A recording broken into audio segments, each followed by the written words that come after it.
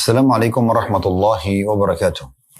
Alhamdulillah, selalu saja lisan kita sebagai orang yang beriman kepada Allah Subhanahu wa taala senantiasa membasahi lidah dan bibir kita dengan dua susunan kata ini. Karena memang Allah Subhanahu wa taala sang pencipta alam semesta ini dan juga pencipta diri kita telah menjadikan dua susunan kata ini sebagai kata-kata syukur atau berterima kasih kepadanya. Bermula dari kita yang dipilih oleh Allah Subhanahu wa taala dari sekian banyak sperma yang tertumpahkan di rahim ibu kita. Kita yang dipilih oleh Allah Subhanahu wa taala lahir di muka bumi ini, dan kita dipilih juga melanjutkan estafet daripada tujuan penciptaan ayah dan ibu kita Adam dan Hawa alaihi wassalatu wassalam sebagai khalifah di muka bumi, pemimpin di muka bumi. Kita akan berperan menerapkan syariat Allah Subhanahu wa taala, menebarkan keadilan di muka bumi, dan kemudian disiapkan segala macam fasilitas, air, udara, api. Bahkan pada saat kita lahir dari rahim ibu kita sudah disiapkan kedua orang tua yang merawat kita dari kecil, membiayai dengan penuh kasih sayang dan perhatian.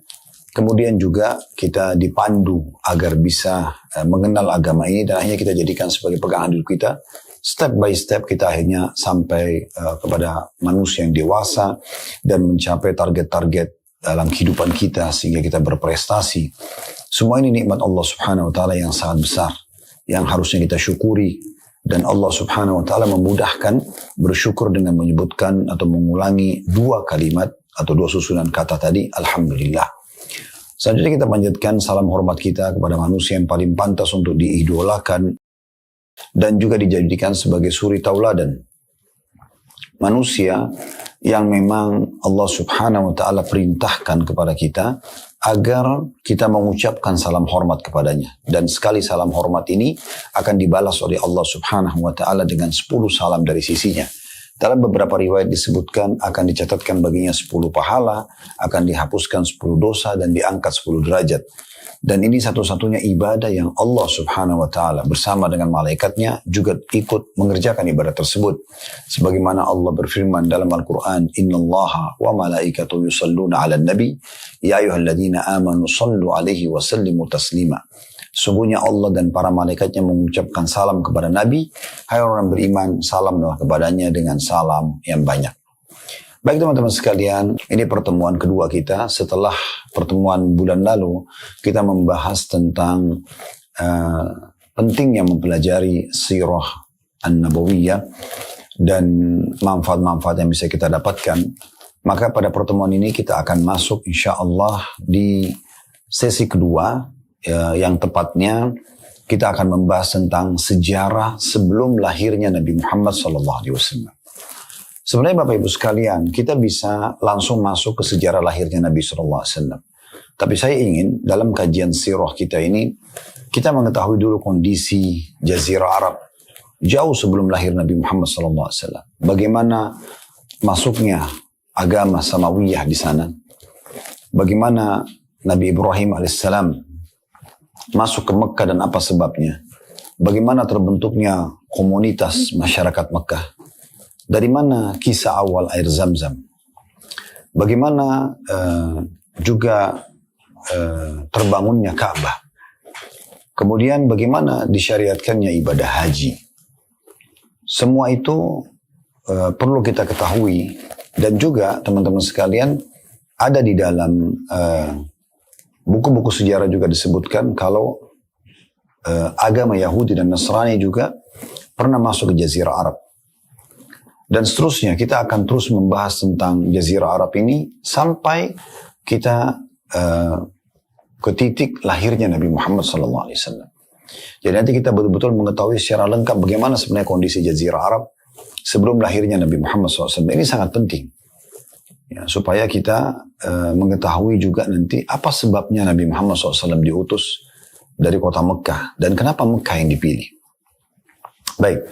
Dari sejarah sebelum lahirnya Nabi Muhammad SAW ini, dari tulisan yang insya Allah dah lama lagi terbit dalam bentuk buku, sekarang lagi proses edit, yang Allah mudahkan kami menyusun buku As-Sirah Nabawiyah ini, kita membahas sejarah sebelum lahir Nabi Muhammad SAW bermula di poin hanya tentang masalah kisah Zam-Zam. Apa itu sebenarnya Zamzam? Dari mana asal muasalnya nama Zamzam? Ya. Dan bagaimana munculnya Zamzam itu sendiri? Kita akan bermula teman-teman sekalian kisah Zamzam ini dari kisah salah satu dari kakek Nabi Muhammad SAW, yaitu Ibrahim alaihi wassalatu wassalam. Kisah Nabi Ibrahim tidak bisa lepas dari kisah sejarah Nabi Muhammad SAW dan tidak bisa lepas dari kisah kota Mekah, air Zamzam, pembangunan Ka'bah, adanya perintah nanti sa'i jalan antara Safa dan Marwah, kemudian adanya disyariatkan rangkaian ibadah haji. Semua itu ada hubungannya dengan manusia mulia ini, Nabi Ibrahim alaihi wassalatu wassalam. Dan beliau juga mendapatkan julukan secara khusus Abul Anbiya, bapaknya para nabi-nabi, karena setelah Nabi Ibrahim alaihissalam yang datang sampai Nabi Muhammad SAW adalah dari keturunan beliau. Jadi menandakan beliau memang bapaknya para nabi-nabi. Mayoritas nabi ya yang kita wajib imani dari 25 nabi dan rasul yang disebutkan dalam Al-Quran itu datang dari keturunan Nabi Ibrahim alaihi wassalatu wassalam. Berarti ini menandakan beliau memang punya kedudukan sendiri di sisi Allah subhanahu wa ta'ala karena dipilih oleh Allah. Nabi Ibrahim alaihissalam, teman-teman sekalian, awal dakwah beliau itu di kota Babilonia, wilayah Irak. Dan pada saat itu beliau mendakwahi seorang raja zalim yang bernama Namrud. Namrud ini Bapak Ibu sekalian adalah seorang raja yang secara zahir diberikan nikmat yang sangat besar oleh Allah subhanahu wa ta'ala. Fisiknya sempurna. Orangnya tampan, tinggi, putih, kekar, secara fisik sempurna. Orangnya raja. Raja menguasai wilayah. Bahkan pada masa itu, kerajaan Namrud menguasai kurang lebih setengah dunia. Kaya raya, melimpah hartanya. Memiliki keturunan yang banyak. Dan sekian banyak kelebihan, diantaranya pasukannya tidak kalah berperang misalnya. Orangnya cerdas. Semua ini memicu bisikan syaitan datang pada Namrud agar dia mengaku sebagai Tuhan. Uniknya, dia jalankan bisikan itu. Dan dia iklankan kepada penduduk Babilonia kalau dia adalah Tuhan. Dan siapapun yang mengikrarkan itu akan mendapatkan apa yang dia inginkan. Misalnya di masa itu kalau kita hidup, tentu kita tidak berharap kita mengikuti ini. Tapi saya kasih perumpamaan, kalau di masa itu dulu kita hidup, maka secara otomatis ya, siapapun di antara kita yang mengatakan, iya Namrud kamu adalah Tuhan kami, apa yang Bapak Ibu sampaikan kepada Namrud diterima. Minta tanah, minta hewan ternak, minta harta dikasih semuanya. Yang penting akui dia sebagai Tuhan. Yang tidak mengakui sebagai Tuhan dihukum mati. Maka tidak ada opsi. Mengakui dapat fasilitas atau tidak mengakui maka dihukum. Maka hampir seluruh wilayah masyarakat Babilonia mengakui dia sebagai Tuhan. Ini luar biasa ya. Berarti sudah tersempurnakan semua kelebihan-kelebihan dunia. Ya, dari tadi harta, fisik, keturunan, ya, jabatan, kekayaan, dan seterusnya. Ditambah lagi waktu dia mengaku sebagai Tuhan, bukan mengaku Nabi, ya, mengaku Tuhan, pencipta. Maka orang-orang pun mengakuinya. Di saat itu, belum ada yang pungkiri. Karena orang pikir kalau diakui sebagai Tuhan, dia dapat apa yang dia inginkan. Dan masih sebatas pikiran orang, ya sudah, saya ingin harta dapat, saya ingin hewan ternak dapat, saya ingin tanah dapat. Dan memang Namrud orang yang sangat kaya raya di saat itu. Kalau Bapak Ibu searching di Google, peninggalan Namrud, Anda akan lihat banyak sekali di wilayah Irak itu ya. Sampai ada di klaim di situ ada patung yang kebetulan memang bagian kepala patung itu sudah terpotong dari fisiknya. Itu seakan-akan ya digambarkan oleh sejarah itu adalah wajahnya Namrud. Baik, berjalanlah Bapak Ibu sekalian kehidupan Namrud mengaku sebagai Tuhan. Satu malam dia mimpi kerajaannya penuh dengan api, kebakaran di sana sini. Maka dia coba nanya kepada para peramal-peramal, dukun yang ada bersama dia. Walaupun dia ngaku Tuhan, dia juga masih percaya dukun gitu ya. Akhirnya dia bertanya, kira-kira apa takwil daripada mimpi ini? Ada di antara mereka, para dukun tersebut yang mengatakan, ini menandakan di Babilonia telah lahir sosok orang yang akan menghancurkan kerajaan Anda nanti. Tanpa pikir panjang, Namrud dengan kezalimannya, dia langsung memerintahkan agar semua anak laki-laki yang lahir dibunuh. Ini masyarakatnya sendiri. Maka pada saat itu, dan di malam yang dia iklankan, atau di hari yang dia iklankan akan dibunuh, Kebetulan hari lahirnya Ibrahim alaihissalam. Maka ibu Ibrahim membawa lari Ibrahim menuju ke hutan. Dan dirawatlah oleh ibunya di sana. Karena kalau tidak akan dibunuh. Kebetulan ayah Nabi Ibrahim alaihissalam bernama Azar adalah orang yang sangat patuh dengan Namrud. Bahkan dia termasuk pandai patung, ya, orang yang membuat patung. Karena Namrud ini punya satu metode atau cara dia. Bagaimana caranya kalau masyarakatnya tidak bisa mendatangi istanahnya? Maka dia perintahkan agar dibuat biara-biara, tempat-tempat ibadah, dipenuhi dengan patung-patung yang mereka namakan dewa. Dewa hujan, dewa ini, rezeki, dewa, macam-macam. Mereka namakan dewa-dewa. Dan di setiap tempat pendewaan itu ada patung Namrud.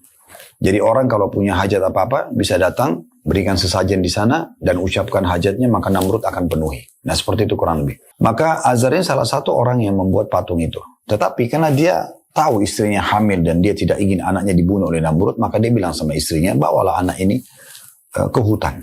Kalau tidak akan dibunuh. Tinggallah Nabi Ibrahim AS di hutan. Ringkas cerita, saya tidak akan banyak membahas tentang masalah bagaimana hidupnya Nabi Ibrahim di hutan. Nanti insya Allah akan ada kajian kami. Saya sarankan juga Bapak Ibu insya Allah nanti bisa mengikutinya karena kami juga live. 2 bulan sekali kami membahas serial Nabi. Kemarin kami sudah membahas 2 kali pertemuan atau tepatnya 2 bulan. Karena sebulan sekali tentang Nabi Adam AS. 2 sesi. Nanti insya Allah kalau tidak ada halangan di pekan kedua, Sabtu kedua di Ramadan. Setelah kami balik umrah insya Allah di awal Ramadan nanti kita akan bahas Nabi Idris alaihissalam. Nah biasanya saya selang-selingkan. Kenapa saya katakan 2 bulan? Karena sebulan kami membahas tentang serial Nabi. Sebulan lagi kami bahas serial sahabat Nabi. Jadi supaya bisa berjalan dengan baik insya Allah. Dan nanti di kisah Nabi Ibrahim AS kita lebih panjang membahas tentang masalah itu. Ini sekelumit kisah tentang Nabi Ibrahim AS. Karena yang kita fokusin adalah kisah Nabi Muhammad alaihissalam. Tapi saya bilang tadi di awal tidak bisa kita pisahkan antara kisah Nabi Muhammad SAW dengan kisah ayahnya Ibrahim alaihissalam. Baik, kisah Nabi Ibrahim alaihissalam ini disebutkan dalam Al-Quran di beberapa titik. Di antaranya kalau Bapak Ibu bisa buka di aplikasi handphonenya Al-Quran, maksud saya di aplikasi handphone, surah Maryam, surah nomor 19 ayat 41 sampai ayat 50. Saya ulangi lagi, surah Maryam, surah nomor 19 ayat 41 sampai ayat 50. Saya bacakan yang bunyi ayatnya, وَذْكُرْ فِي الْكِتَابِ إِبْرَاهِيمِ إِنَّهُ كَانَ صِدِّيقًا نَبِيًّا. Ceritakan hai Muhammad kisah Ibrahim dalam Alkitab atau Al-Quran. Sesungguhnya ia adalah seorang yang sangat membenarkan lagi seorang nabi. Yakin tentang Tuhannya Allah dan dia diutus menjadi seorang nabi. Itu ayat 41-nya. Ayat 42-nya, Allah SWT mengatakan, إِذْ قَالَ لِأَبِيهِ يَا أَبَتِ لِمَ تَعْبُدُ مَا لَا يَسْمَعُ وَلَا يُبْصِرُ وَلَا يُغْنِ عَنْكَ شَيْئًا. Jadi setelah Ibrahim AS mulai tumbuh besar, dewasa, dia sudah tidak tinggal di hutan lagi, dia kembali ke kota Babilonia. Kemudian mulailah dia melihat bagaimana sebenarnya keadaan kota Babilonia. Tentu ada kisah waktu dia masih di hutan, tinggal sama ibunya, sempat dia mencari jati diri dia dan jati diri Tuhannya. Dia ingin tahu siapa Tuhan. Sampai Allah berikan hidayah. Saya tidak akan bahas itu karena itu akan kisah panjang. Sebagaimana saya katakan tadi, nanti akan ada kisah sendiri serial Nabi Ibrahim AS. Kita langsung saja masuk ke poin bagaimana dia pada saat sudah mulai dewasa, kemudian dia sudah mulai menerima wahyu dan sudah mulai tahu bahwasanya apa yang disembah oleh masyarakat kota Babilonia, yaitu menyembah Namrud dan patung-patung itu kebohongan, kedustaan. Mereka membuat patung-patung sendiri, mereka yang memahatnya, mereka yang mewarnainya, mereka yang memberikan nama, mereka yang memikul di tempat yang mereka mau sembah. Kemudian mereka kalau rusak mereka perbaikin, lalu mereka mohon-mohon. Ini kan kebodohan namanya.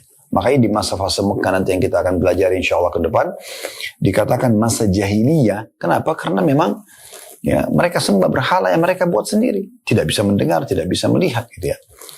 Dia waktu masuk menuju ke kota Babilonia, ibunya mempertemukan dengan ayahnya Azar, lalu dia kaget melihat ayahnya menyembah berhala. Mulai dia berbicara dan berdialog dengan ayahnya. Nah, ini ayat 42-nya dikatakan, إِذْ قَالَ لِأَبِيهِ. Pada saat dia berkata pada ayahnya, Ya abati, wahai ayahku tersayang. Abati dalam bahasa Arab artinya ayahku tersayang atau tercinta. Dan kami sarankan kalau Bapak Ibu berminat, bisa Bapak Ibu mengajarkan kepada anak-anaknya agar memanggil dengan istilah ini, abati. Ya, saya pun mengajarkan anak-anak saya untuk memanggil saya dengan abati, artinya ayahku sayang. Jadi bisa abi, bisa aba, biasanya gitu ya, bisa abi, banyak macam-macam ya. Bisa ayah tentunya, dalam bahasa Indonesia juga tidak masalah. Tapi saya cuma menyarankan karena ini panggilan disebutkan dalam Al-Quran. Perhatikan Allah mengatakan, idh qala di abihi ya abati. Ingatlah dan pelajarilah sewaktu dia Ibrahim berkata, wahai ayahku. Tepatnya abadi itu ayahku sayangnya. Lima ta'budu ma la yasma'u, wa la yubsiru, wa la yugni anka syai'a. Mengapa engkau sembah berhala ini? Yang berhala ini sebenarnya tidak bisa mendengar, tidak bisa melihat, dan tidak bisa menolong kamu sedikit pun. Ayat 43-nya, ya abati, inni qad ja'ani minal ilmi ma lam ya'tika fattabi'ni ahdika siratan sawiyya. Wahai ayahku, atau wahai bapakku, tercinta, sesungguhnya telah datang kepadaku sebagian ilmu pengetahuan, wahyu dari Sang Pencipta Allah, yang tidak datang kepadamu, maka ikutilah aku, niscaya aku akan menunjukkan kepadamu jalan yang lurus. Ayat 44-nya, ya abati la ta'budis syaitan, inna syaitana kana lirrahmani asliya. Wahai ayahku tercinta, jangan pernah kamu menyembah syaitan, karena yang memajak untuk sembah berhala, yang meyakini ada kekuatan-kekuatan dari jin yang berlebihan itu ya, itu adalah dari syaitan. Sesungguhnya syaitan itu durhaka kepada Tuhan yang Maha Pemurah. Ayat 45-nya, ya abati inni akhafu an yamassaka azabu minar rahmani fatakuna lisyaitani waliya. Wahai ayahku tercinta, wahai bapakku, sungguhnya aku khawatir bahwa kamu akan ditimpa azab dari Tuhan yang Maha Pemurah, Allah Subhanahu wa taala. Maka kamu menjadi kawan bagi syaitan. Lalu ayahnya pun merespon.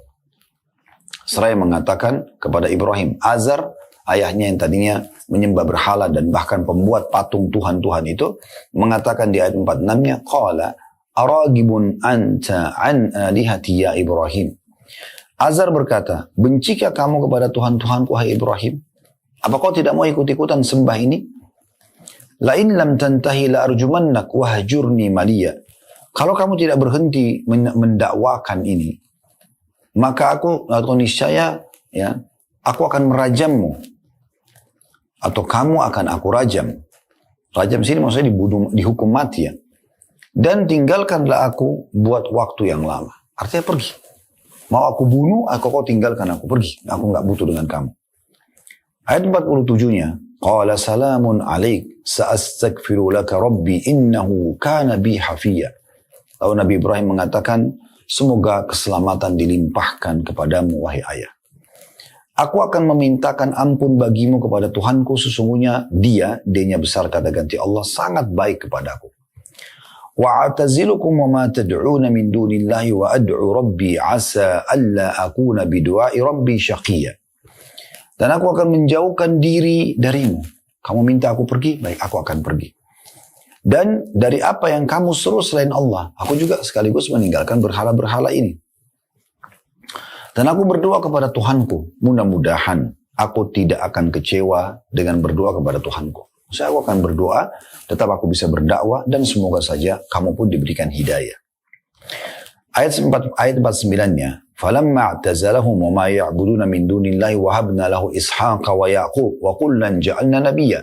Ketika Ibrahim sudah menjauhkan diri dari mereka dan dari apa yang mereka sembah selain Allah, kata Allah, kami anugerahkan kepadanya Ishak dan Yakub. Ishak anaknya, Yakub adalah cucunya. Dan masing-masing kami angkat menjadi nabi. Nah, di sini kita bisa lihat keturunan Nabi Ibrahim yang menjadi nabi. Ayat 50-nya, wa wahabna lahum mir rahmatina wa ja'alna lahum lisana sidqin aliyya. Dan kami anugerahkan kepada mereka sebagian dari rahmat kami. Dan kami jadikan mereka buah tutur yang baik lagi tinggi. Maksudnya di sini, kami muliakan Ibrahim alaihissalam karena keimanannya kepada Allah subhanahu wa ta'ala. Ini salah satu tempat dalam Al-Quran yang menyebutkan tentang kisah Nabi Ibrahim alaihissalam. Kita juga bisa lihat surah Al-Anbiya. Ya. Surah nomor 21 Bapak Ibu bisa melihatnya di ayat 51 sampai 73. Jadi saya ulangi, silakan dibuka aplikasi Al-Quran di handphonenya. Surah Al-Anbiya, surah nomor 21, ayat 51 sampai 73. Saya akan bacakan di ayat 51-nya. Berbunyi, وَلَقَدْ آتَيْنَا إِبْرَاهِيمَ رُشْدَهُ مِنْ قَبْلُ وَكُنَّ بِهِ عَالِمِينَ. Dan sungguhnya telah kami anugerahkan kepada Ibrahim hidayah kebenaran sebelum dalam kurung Musa dan Harun. Karena Musa Harun adalah anak cucu Nabi Ibrahim AS. Dan adalah kami mengetahui keadaannya, keadaan Nabi Ibrahim AS. Dia lebih pantas diterima atau diangkat menjadi Nabi atau Rasul atau tidak.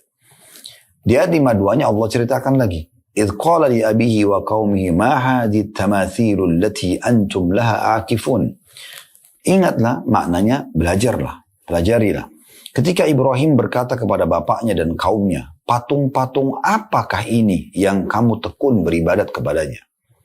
Ayat 53-nya, qalu wajadna aba'ana laha 'abidin. Mereka menjawab, kami mendapati bapak-bapak kami menyembahnya.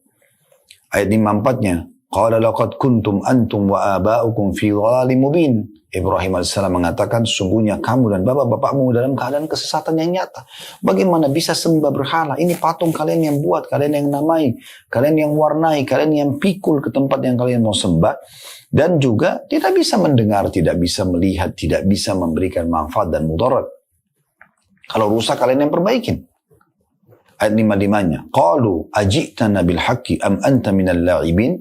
Mereka lalu berkata, apakah kamu datang kepada kami dengan sungguh-sungguh? Benar nggak yang kamu ucapin ini? Ya, atau kamu termasuk orang-orang yang bermain-main saja?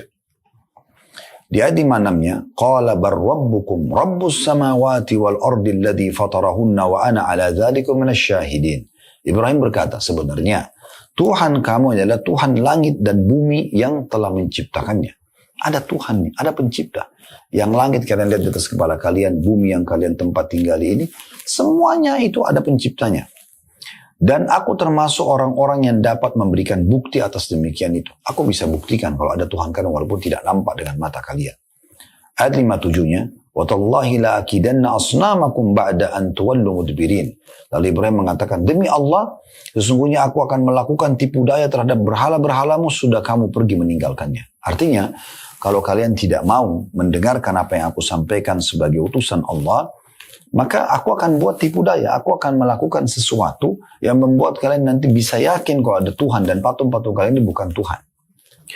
Lalu ayat 58-nya, فَجَعَلَهُمْ يُذَاذًا إِلَّا كَبِيرًا لَهُمْ لَعَلَّهُمْ إِلَيْهِ يَرْجِعُونَ. Maka Ibrahim membuat berhala-berhala itu hancur berpotong-potong, kecuali yang terbesar induk dari patung-patung yang lain agar mereka kembali bertanya kepadanya. Jadi pada saat mereka sudah bubar dari tempat ibadahnya itu, Ibrahim AS datang bawa kampak dihancurin semuanya. Yang mereka anggap dewa ini, dewa itu. Dan pada saat itu ada keyakinan mereka karena mereka anggap itu sebagai Tuhan. Ini siapapun yang jangankan merusak, melirik saja ke patung-patung itu bisa kualat. Maka mereka kaget keesokan paginya datang. Waktu mereka mau sembah Tuhan-Tuhan mereka, semua patung-patung berantakan. Dan uniknya Nabi Ibrahim AS mengambil kepala-kepala patung itu, kemudian membiarkan patung yang paling besar. Ya, di ujung, di bagian tengah ruangan.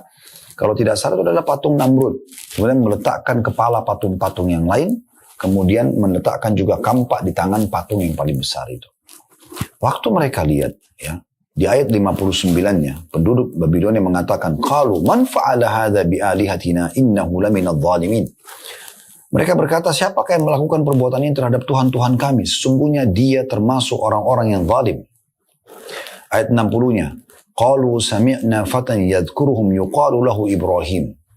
Kebetulan penjaga kuil itu, ya, pendetanya atau penjaga kuil yang dianggap suci manusia di situ, mengatakan ada seseorang yang kami dengar, ya, pemuda yang telah mencela berhala-berhala ini yang bernama Ibrahim.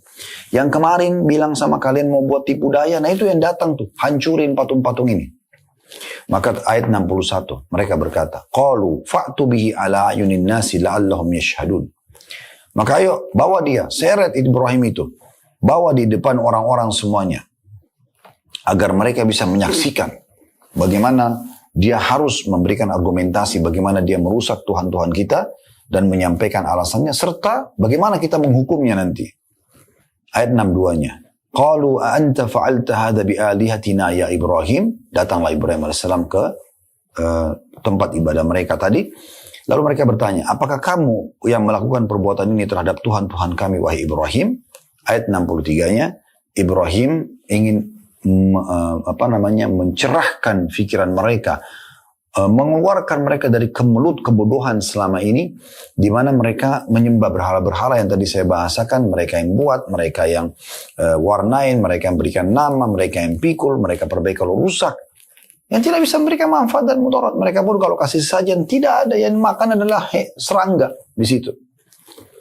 Ayat 63-nya kata Ibrahim AS, bal fa'alahu kabiruhum hada fas'aluhum in kanu yantiqun.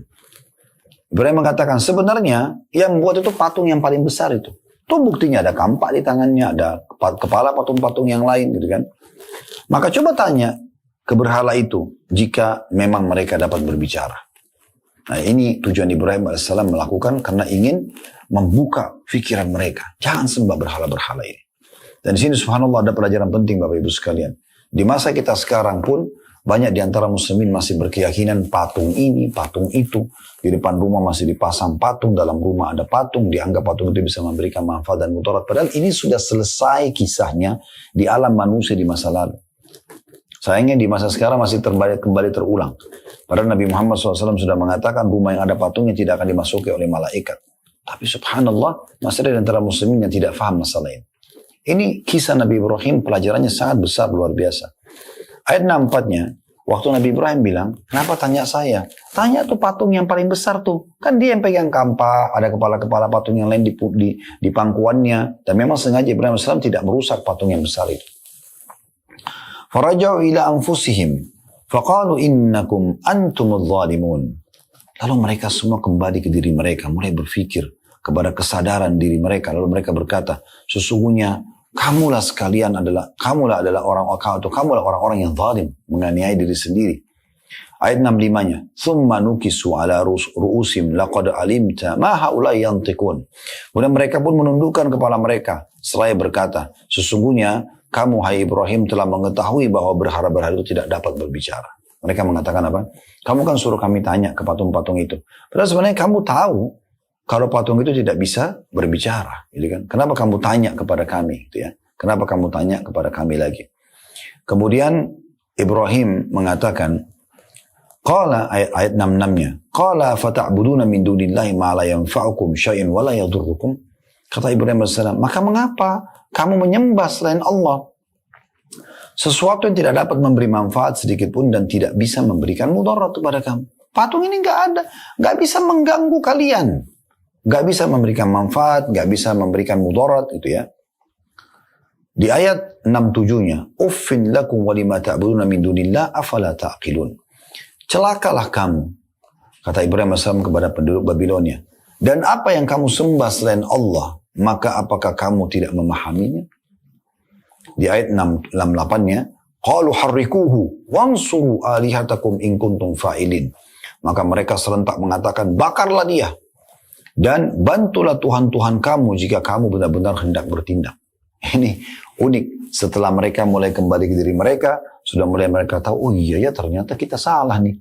Tapi rupanya syaitan masih bisikin mereka dan mereka ikutin itu. Yaitu mereka bilang, ayo kita tolong Tuhan kita.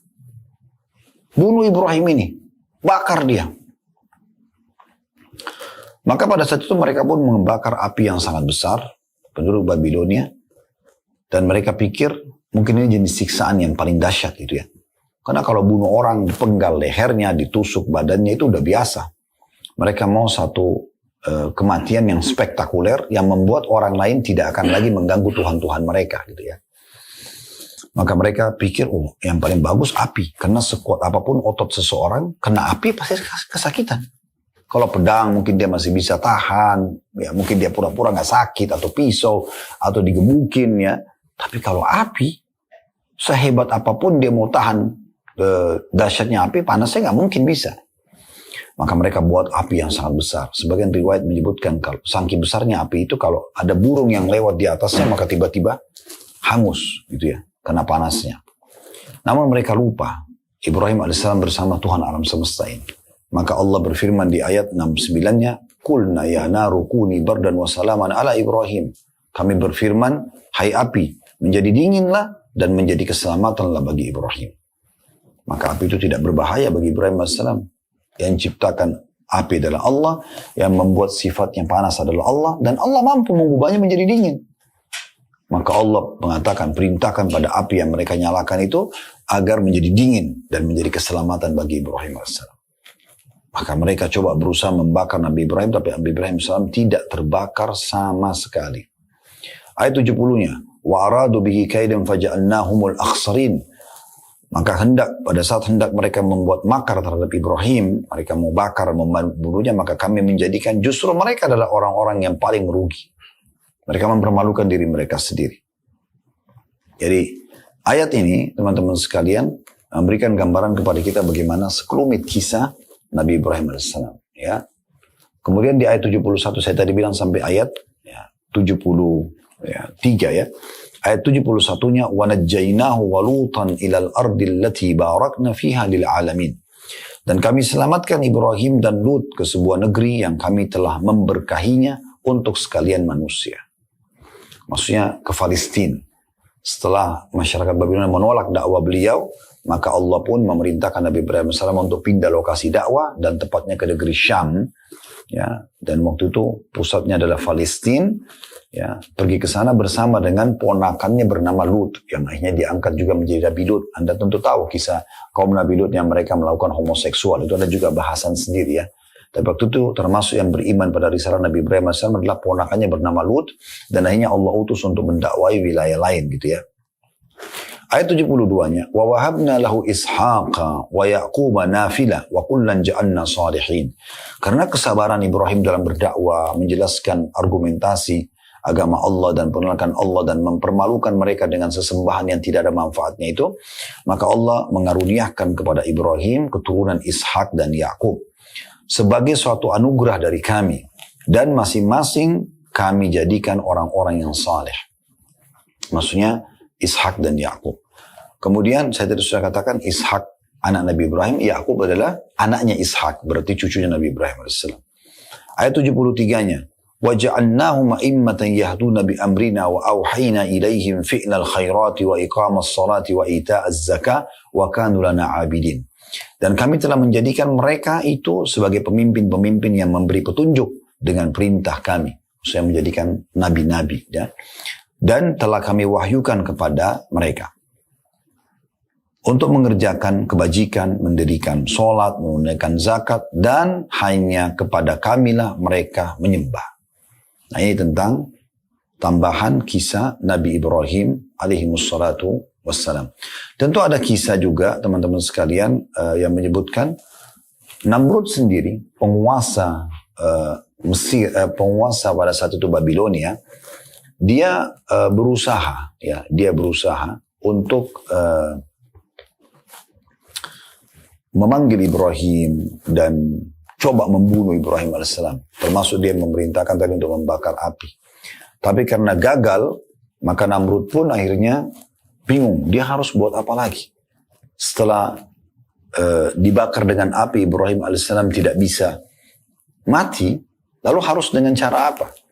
Kalau sudah dibakar dengan api tidak bisa, kira-kira apakah pedang ada efeknya? Atau digebukin ada efeknya? Tidak ada efeknya, karena api saja tidak bisa membunuhnya. Maka dalam kondisi Namrud putus asa di malam itu, dia pun keesokan harinya dihukum oleh Allah Subhanahu Wa Taala dengan Allah datangkan seekor nyamuk atau lalat yang masuk ke lubang hidungnya, ya, sampai dia kesakitan dan tidak bisa ya menyelamatkan dirinya dari gangguan hewan yang sudah masuk ke dalam hidungnya itu. Karena seekor nyamuk atau lalat mau dilawan dengan apa? Mau dengan otot prajuritnya, mau dengan pedang yang tajam, tidak bisa dilawan, gitu kan? Maka dia pun terganggu dan beberapa hari tidak bisa tidur sampai dia meninggal dunia. Dan pada saat dia tergeletak, ya, dia meninggal dunia, maka di saat itulah orang-orang di sekitarnya mengatakan, sungguh Tuhan kita Namrud telah dibunuh oleh seekor lalat atau seekor nyamuk. Akhirnya Nabi Ibrahim alaihissalam diperintahkan oleh Allah untuk pindah menuju ke wilayah baru, yaitu ya, Palestina. Ibrahim alaihissalam menikah dengan seorang wanita mulia bernama Sarah. Dan Sarah ini hidup bersama Nabi Ibrahim alaihissalam. Cuma Allah takdirkan sebuah ujian dalam kehidupan mereka. Sarah gak bisa punya anak karena mandul. Walaupun tadi sudah kita sebutkan nanti akan ada anak yang lahir dari rahim Sarah, itulah Ishak, dan dari Ishak akan lahir Yakub. Nanti tentunya insya Allah akan connect ceritanya ya. Baik, kita langsung saja masuk setelah menikah dengan Sarah, berjalanlah kehidupan mereka. Nabi Ibrahim AS juga terus melanjutkan dakwanya. Satu waktu Ibrahim AS mau masuk ke wilayah Mesir. Dan wilayah Mesir ini teman-teman sekalian dikuasai oleh seorang raja yang zalim. Salah satu kezalimannya yang unik adalah raja ini suka sekali mengambil istri orang. Ini unik ya. Dia mau mengambil istri orang. Dia suka istri orang. Tapi tentu dengan syarat juga cantik kan gitu. Bukan cuma sekedar status istri. Karena bagi dia tidak mungkin seorang wanita dinikahi oleh seorang laki-laki kecuali pasti punya kelebihan. Nah seperti itulah. Begitu kisahnya di masa itu ya. Dan inilah nanti akan memunculkan awal kisah hadirnya Hajar yang nanti akan menjadi istri kedua Nabi Ibrahim alaihissalatu wassalam. Pada saat itu, Bapak Ibu sekalian, Nabi Ibrahim alaihissalam mengatakan, wahai Sarah, kita akan masuk ke sebuah wilayah namanya Mesir. Di sana ada raja zalim, dia suka mengambil istri orang. Engkau telah diberikan oleh Allah SWT kelebihan fisik, kemungkinan besar mereka akan ya mengambilmu. Maka kalau mereka tahu kau adalah status istri, oleh karena itu kalau kamu ditanya, kamu siapa? Katakan kau adalah saudariku. Aku pun akan mengatakan kalau aku tanya, engkau adalah saudariku. Maksudnya saudari dalam Islam. Karena orang ini penjahat. Sepakatlah mereka seperti itu. Kemudian Nabi Ibrahim dan Sarah alaihissalam masuk ke Mesir. Ketemu dengan beberapa prajurit dari Raja Zalim di Mesir. Dan tidak disebutkan namanya. Raja ini siapa namanya. Intinya pada saat itu masuklah mereka ke Mesir. Dan ketemu dengan ya, prajurit-prajurit Raja Zalim ini. Begitu melihat kecantikan Sarah, tanpa banyak bicara, bahkan tidak perlu memastikan dia adalah istri atau bukan istrinya Ibrahim, dirampas, dibawa ke raja. Melihat kecantikan yang luar biasa, paras wajah dan fisiknya Sarah, maka raja tersebut tiba-tiba mau menjamahnya. Biasa, tuh dia mau memerkosa dan menikmati yang bukan haknya, subhanallah. Yang jelas pada saat itu, Bapak Ibu sekalian, dia pun coba menjamah Sarah, tapi Sarah berdoa kepada Allah Subhanahu wa taala agar diselamatkan dari kezaliman raja ini. Dan tiba-tiba raja itu stroke. Pada saat itu rajanya mengatakan, "Apa yang kamu lakukan padaku?" Kata Sarah, "Aku telah berdoa kepada Tuhanku untuk menyelamatkan dari kejahatanmu." Maka raja itu bilang, "Kalau begitu tolonglah mohon kepada Tuhanmu agar menyembuhkanku dan aku tidak akan ganggu kamu." Sarah pun berdoa di hadapan raja itu agar disembuhkan oleh Allah dan ternyata disembuhkan betul. Raja ini pikir ini permainan, masa tiba-tiba stroke, tiba-tiba sembuh. Dia coba menjamah Sarah yang kedua kalinya. Sarah berdoa lagi, Allah selamatkan. Sekarang stroke-nya lebih parah. Tadi satu tangan, sekarang mungkin dua tangan parah stroke-nya. Maka dalam kondisi dia seperti itu dia mengatakan, "Apa yang kau lakukan padaku?" Raja itu tanya kepada Sarah. Sarah mengatakan, "Aku memohon kepada Allah, Tuhanku agar diselamatkan dari keburukanmu." Raja itu mengatakan, "Kalau gitu mohonlah lagi kepada Tuhanmu agar aku diselamatkan dan aku tidak akan ganggu kamu." Sarah berdoa dan sembuh lagi. Raja ini masih penasaran. Dia coba jamah yang ketiga kalinya. Di situ Sarah berdoa lagi, stroke-nya lebih besar, hampir seluruh tubuhnya kecuali bagian wajahnya. Maka dalam kondisi ketakutan si raja itu mengatakan, "Tolong minta kepada Tuhanmu. Saya janji dan semua ya pegawai saya, siapapun yang ada di istanaku ini akan jadi saksi kalau aku tidak akan lagi menjamahmu. Tapi sembuhkan saya." Maka Sarah pun berdoa kepada Allah Subhanahu wa taala agar dikaruniahi ya, diberikan oleh Allah Subhanahu wa taala kemudahan ya untuk menyembuhkan atau agar Allah menyembuhkan orang zalim ini. Dan hanya sembuh. Setelah sembuh, dalam beberapa buku sejarah disebutkan, Raja Zalim ini mengatakan kepada para pengawalnya, "Datanglah kalian dan segera keluarkan perempuan ini dari istanaku. Sebab yang kalian bawa adalah jin dan bukan manusia." Nah pada saat itu dikeluarkanlah Sarah dengan baik-baik dari istana. Namun si raja ini sempat berpikir. Dia khawatir. Kalau sampai Sarah sudah pergi dan ternyata dia stroke lagi. Gak ada yang bisa menolong dia karena Sarah sudah pergi. Maka dia pun berusaha mengambil hati Sarah sambil mengatakan tolong maafin saya. Sebagai bukti saya serius, saya akan menghadiahkan kepadamu wanita terbaik Mesir. Maka dia pun menghadiahkan Hajar kepada Sarah. Nah di sini awal mula Hajar masuk dalam kehidupan Sarah. Ringkas cerita Bapak Ibu sekalian, pergilah Sarah bertemu dengan suaminya Ibrahim. Ibrahim bertanya, siapa ini? Begini ceritanya. Diceritakanlah panjang lebar semuanya. Hanya Ibrahim pun menerima Hajar sama-sama kembali ke Palestina. Hiduplah mereka dalam kehidupan mereka panjang, waktu yang panjang. Ibrahim alaihissalam terus berdoa kepada Allah subhanahu wa ta'ala setelah sekian lama tahun berdakwah. Dia kepikiran, kira-kira bagaimana nih dakwah ini? Siapa yang akan melanjutkan estafet dakwah ini? Sarah mandul, tidak bisa punya anak. Ibrahim tidak punya istri kecuali Sarah. Dia terus berdoa kepada Allah, ya Allah berikanlah keturunan, ya Allah berikan. Dalam Al-Quran dikatakan, Rabbi habli minas salihin, ya Allah berikanlah keturunan yang baik-baik, saleh. Supaya ada yang melanjutkan estafet dakwah ini. Sarah karena melihat suaminya selalu berdoa, dan waktu itu dia sudah mencapai umur yang tua, sekitar 60 tahun, apalagi dia mandul, maka dia pun mengambil inisiatif untuk menghadiahkan Hajar, yang tadinya dia yang diberikan oleh Raja Mesir, kepada suaminya Ibrahim, agar Ibrahim menikahinya. Maka Ibrahim pun alaihissalam menikahi Hajar. Beberapa buku sejarah menyebutkan, kenapa bisa Sarah menghadiahkan kepada Ibrahim, karena memang dasarnya, ya, Hajar ini dianggap seperti budaknya Sarah, gitu ya, budaknya Sarah. Karena memang dasarnya dia dihadiahkan oleh Raja Mesir tadi, gitu ya. Ada sebagian juga mengatakan bukan budak, ya, bukan budak, dia wanita mulia, ya, wanita Mesir mulia. Tapi ini khilaf di antara ulama. Intinya sebenarnya Sarah akhirnya meminta Ibrahim agar menikahi Hajar. Dinikahi oleh Ibrahim alaihissalam, ringkas cerita seperti itu.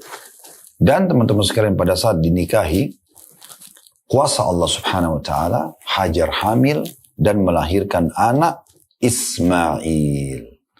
Disinilah awal sekali Nabi Ibrahim alaihissalam mendapatkan keturunan. Melihat kejadian tersebut, teman-teman sekalian, Sarah terpukul. Lalu Sarah pun dengan keimanannya lebih giat berdoa kepada Allah subhanahu wa ta'ala. Karena dia juga berharap bisa memberikan anak suaminya. Suaminya seorang laki-laki yang mulia, nabi. Dia ingin supaya suaminya juga dapat keturunan dari dia. Maka dia mohon terus kepada Allah subhanahu wa ta'ala. Terjadi satu mukjizat yang luar biasa untuk Nabi Ibrahim AS dan keluarganya. Malaikat Allah datangkan khusus menyampaikan informasi kalau Sarah akan hamil di umur tuanya dan mandul. Serta akhirnya melahirkan Ishak. Jadi dalam waktu yang berdekatan, setelah sekian tahun tidak punya anak, Ibrahim AS memiliki 2 anak sekaligus dan dua-duanya laki-laki yang akhirnya melanjutkan estafet, ya, dakwah agama Allah subhanahu wa ta'ala. Nah ini yang terjadi. Dan pada saat Allah mengutus malaikat untuk menyampaikan berita gembira Sarah akan hamil, maka di saat itu sekaligus malaikat-malaikat tersebut diperintahkan oleh Allah untuk menghancurkan kaum Nabi Lut, pelaku homoseksual. Nah, Nabi Ibrahim AS ada di Palestina, kaum Lut ada di Jordania. Jordan dan Palestina dipisahkan Laut Mati. Nah, sebagian ahli sejarah mengatakan di sekitar Laut Mati itulah dibinasakan kaum Lut. Dan tentu Nabi Lut dan orang-orang beriman diselamatkan oleh Allah subhanahu wa ta'ala. Tapi ada satu keluarga Nabi Lut, yaitu istrinya, yang ikut dihukum oleh Allah subhanahu wa ta'ala karena mendukung perbuatan keji kaumnya. Bapak Ibu bisa lihat surah Az-Zariyat, surah nomor 51, ayat 24-30. Nah sebelum kita baca ini, kalau Anda masih ingat pertemuan kita yang perdana kemarin ya, di waktu kita membahas pembukaan Sirah Nabawi, saya katakan, dengan mempelajari Sirah Nabawi, kita bisa lebih mengenal Al-Quran, kita mengetahui sebab nuzul Al-Quran, ya, sebab turunnya ayat-ayat Al-Quran. Dan itu luar biasa, karena kita nanti akan banyak sekali seperti ini, ya, menyebutkan, coba Bapak Ibu lihat ayat Al-Quran di surah ini, ayat ini, itu kajian Sirah Nabawi itu kuat sekali dengan dalil-dalilnya, ya. Dalam surah Az-Zariyat surah nomor 51 ayat 24 sampai 30. Allah berfirman, Hal ataka hadithu dhaifi Ibrahim al-mukramin. Sudah sampaikah kepadamu hai Muhammad cerita tentang tamu Ibrahim, yaitu malaikat-malaikat yang dimuliakan. Ayat 25-nya. إِذْ دَخَلُوا عَلَيْهِ فَقَالُوا سَلَامًا قَالَ سَلَامٌ قَوْمٌ مُنْكَرُونَ. Ingatlah, maksudnya pelajarilah. Ketika mereka para malaikat masuk ke tempatnya Ibrahim, seraya mengatakan kesejahteraan untukmu. Salam, assalamualaikum. Ibrahim menjawab, kesejahteraan juga untuk kalian, wahai orang-orang yang tidak dikenal. Karena waktu itu malaikat menjelma menjadi manusia. Menjelma jadi manusia. Ayat 26-nya, ini sebelum kita baca ayatnya, Nabi Ibrahim AS juga dikenal dengan bapaknya para penjamu tamu. Beliau suka sekali dengan tamu. Dalam beberapa riwayat disebutkan, setiap kali istrinya menghidangkan makan, beliau tidak pernah makan sendiri, tapi beliau buka pintu rumahnya, siapa saja yang lewat dipanggil untuk makan bersama-sama. Nah, di sini diceritakan dalam Al-Quran di ayat 26 surah Az-Zariyat, lanjutan tadi yang kita baca, bagaimana sifat karam atau kemuliaan Nabi Ibrahim AS. Dia suka sekali dengan tamu. Maka dia pun, Bapak Ibu sekalian, ya Ibrahim AS, Allah mengatakan, Faraga ila ahli faja'a bi'ijlin samin. Maka dia pun pergi secara diam-diam masuk ke dalam rumahnya karena tamu sudah datang. Dia tidak kenal tamu ini siapa. Ya subhanallah, beda sekali dengan kita ya kadang-kadang, subhanallah. Kita mungkin kalau ada orang bel pintu kita tanya dulu, iya kenapa? Ya. Nabi Ibrahim AS orang datang disambut, dianggap sebagai tamu. Mau niatnya baik, mau jahat itu belum tahu gitu ya. Yang penting beliau menghormati tamunya. Dan ini sesuai dengan hadis Nabi SAW. Man kana yu'minu billahi wal yawmil akhir fal yukrim dhaifa.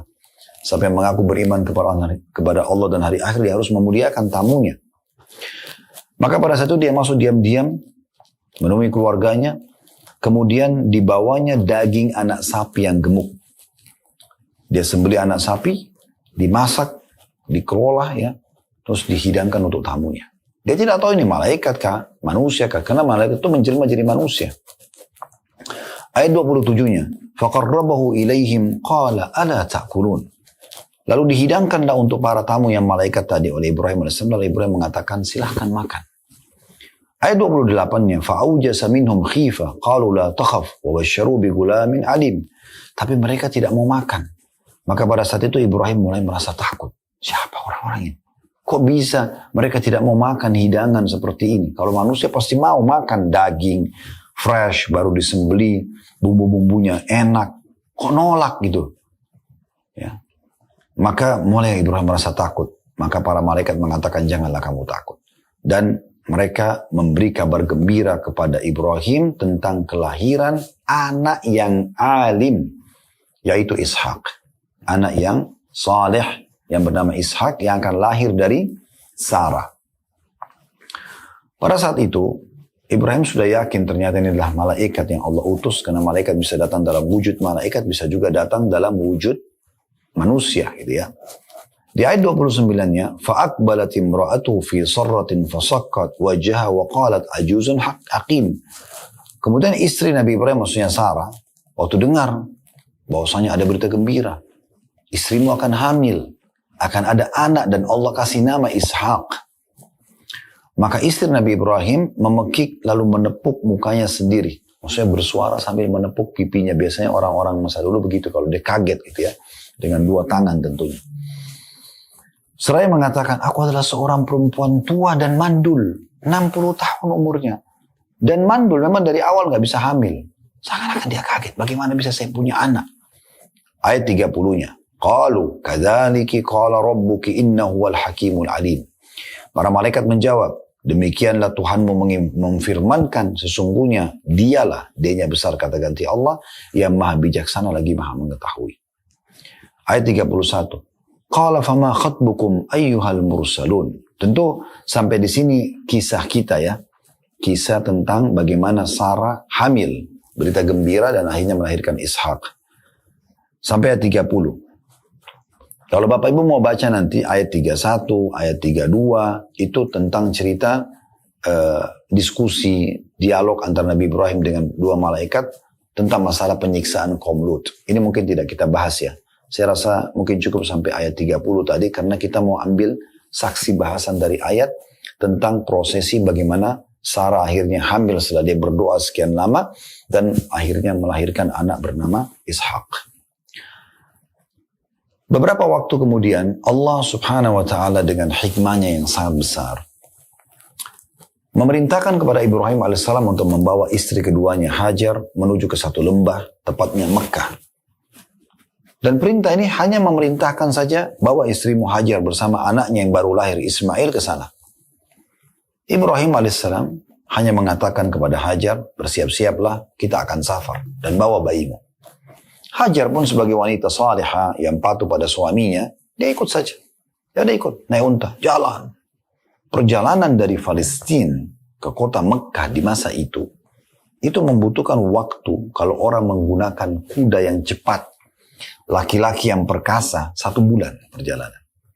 Itu nanti akan kita bahas insya Allah perkataan Abu Jahal di saat kaget waktu Nabi SAW menceritakan tentang kejadian Isra dan Mi'raj.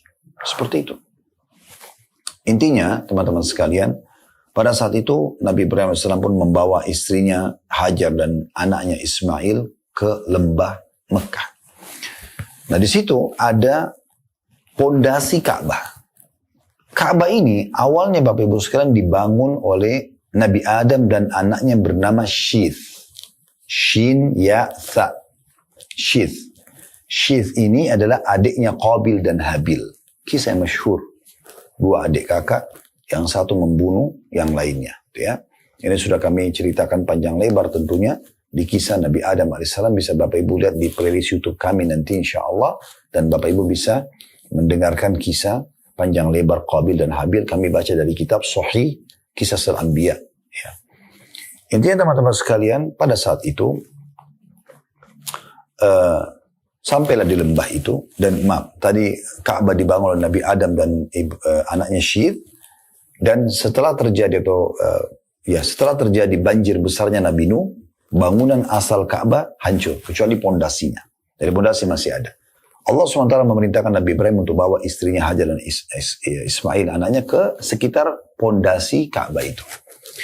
Setelah menancapkan tenda, tali tenda atau kemah dan meninggalkan sedikit bekal, Ibrahim alaihissalam tidak banyak ngomong, tiba-tiba naik ke atas untanya dan kembali mengarahkan untanya ke arah negeri Syam. Negeri Syam itu berarti di utara kota Mekah, ke atas. Hajar kaget, karena dia tahu kalau orang naik unta begitu berarti dia mau jalan. Maka Hajar pun berkata dalam riwayat-riwayat yang sahih, wahai Ibrahim, apakah engkau akan meninggalkan kami di sini? Ya. Di sebuah lembah. Tidak ada manusia, tidak ada hewan, tidak ada tumbuh-tumbuhan, gak ada kehidupan. Lembah padang pasir, kering, kerontong, gak ada apa-apa.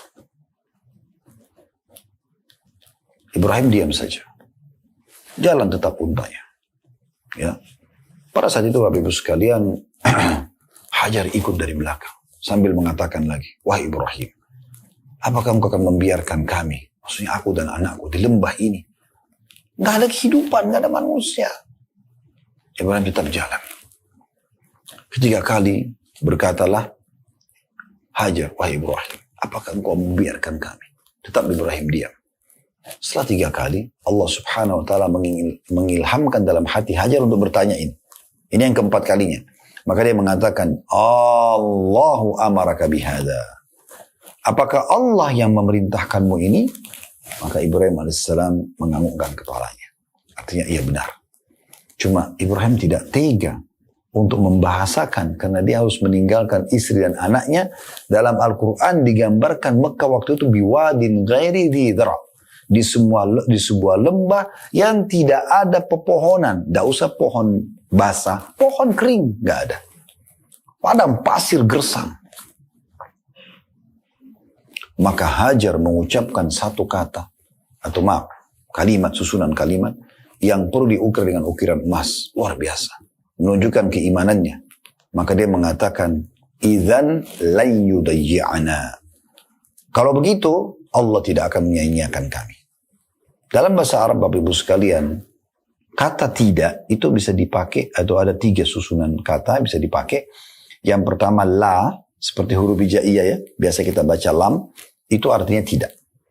Ada lam sama mim, dibaca lam, artinya tidak pernah. Ada lam sama nun, dibaca lan.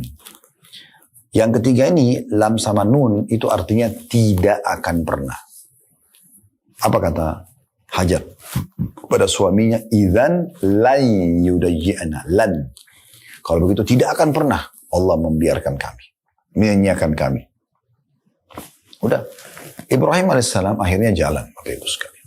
Jalan. Dan bagaimana Ibrahim, namanya manusia biasa ya, merasa sedih juga meninggalkan istri dan anaknya di lembah seperti ini ya. Dan Allah menggambarkan dalam surah Ibrahim. Bapak Ibu bisa buka surah nomor 14 ayat 37. Kembali kita buka Al-Quran. Bagaimana Allah gambarkan tentang tadi perpisahan Hajar dengan suaminya Ibrahim. Karena setelah itu Ibrahim pergi meninggalkan istrinya. Karena memang perintah Allah subhanahu wa ta'ala. Ibrahim cuma tinggalkan Hajar dan anaknya Ismail pulang ke Palestina. Tugas lagi. Begitu patuhnya Nabi Ibrahim AS sampai Nabi Ibrahim pun pergi akhirnya.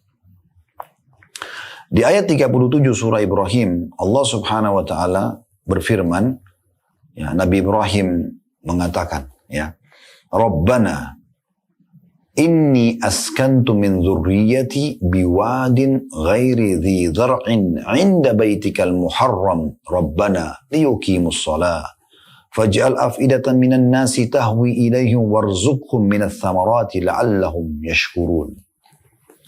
Ya Tuhan kami, sambil jalan menuju ke Palestina, dia berdoa, Nabi Ibrahim AS, sungguhnya aku telah menempatkan dan meninggalkan sebagian keturunanku, keluargaku, Hajar dan anaknya Ismail, di lembah yang tidak memiliki tanam-tanaman, tapi di dekat rumahmu yang mulia, Ka'bah.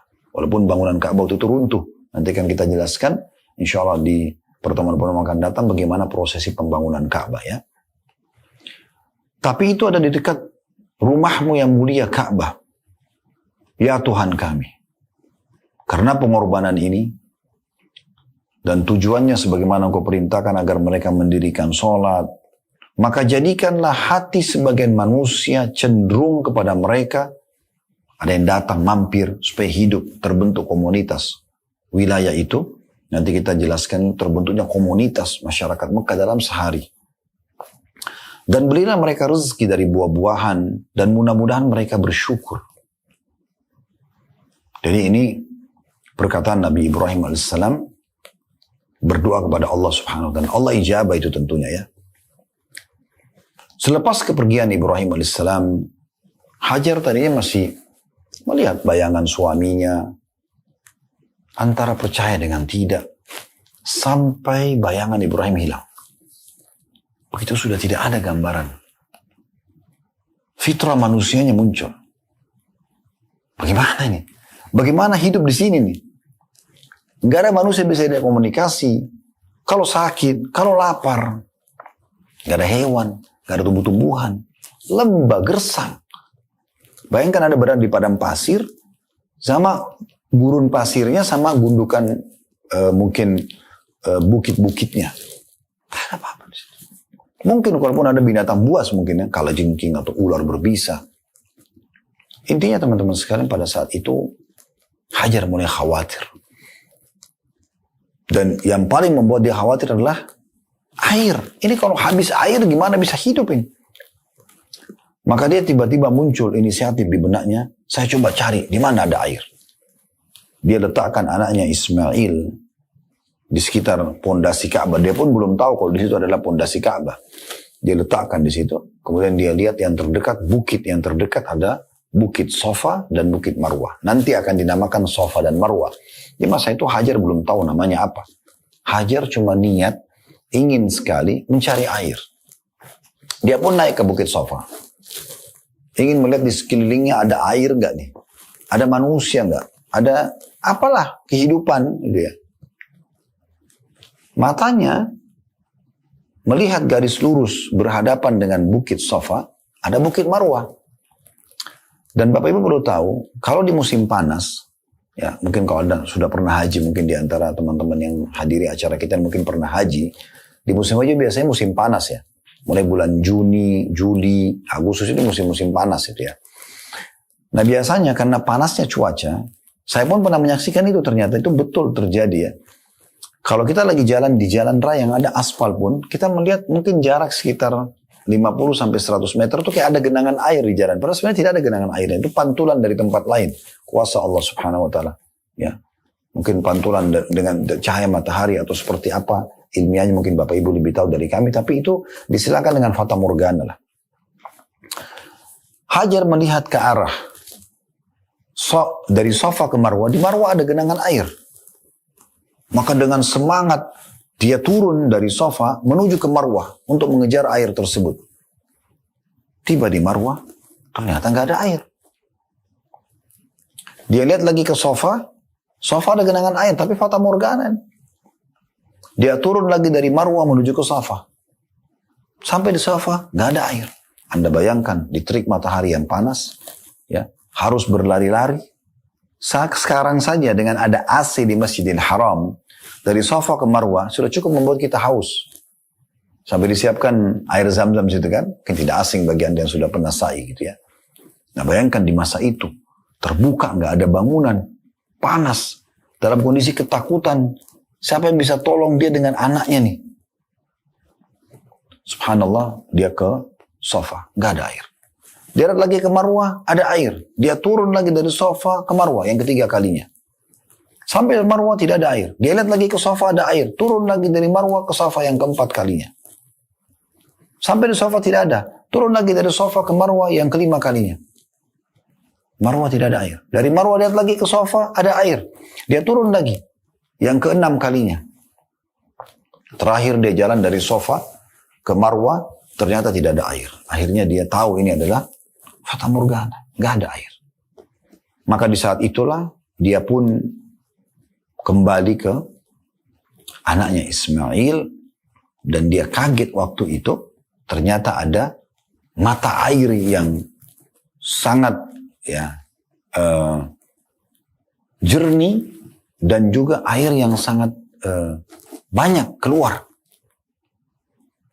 Dan dalam kondisi dia sudah letih dan memang tadinya ingin cari air, maka dia pun membendung mata air tadi itu sambil menggunakan bahasa asli wilayah dia. Dia kan dari Mesir waktu itu.